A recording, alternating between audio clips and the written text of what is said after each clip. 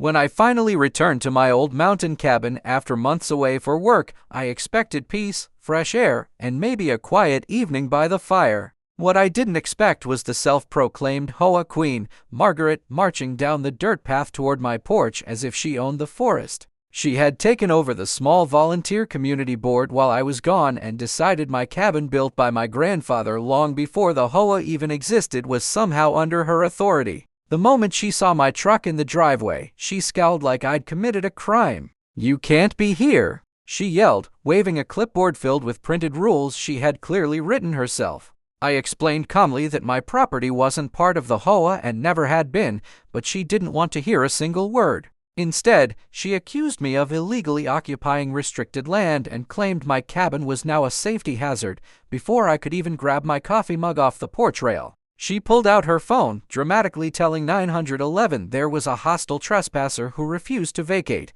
I almost laughed until I realized she was serious. I stepped inside, grabbed my documents, and waited on the porch as police sirens echoed through the trees. When the deputies arrived, Margaret ran to them theatrically, pointing at me like I was a fugitive. But the officers knew me. They'd been here for barbecues, repairs, even helped search once when my dog wandered off. They asked for my paperwork anyway, and I handed them the original land deed showing my family had owned the cabin for over 60 years, long before Margaret even moved to the mountain. The deputies pulled Margaret aside, explaining the cabin had zero connection to the HOA and that filing false 911 reports was a crime. Her face went from triumphant smugness to pale panic in seconds. When they warned her about misuse of emergency services and suggested she go home and rethink her leadership role, she stumped away. Muttering about ungrateful mountain people, I poured myself a fresh cup of coffee, finally sitting in my rocking chair as the sun dipped behind the trees.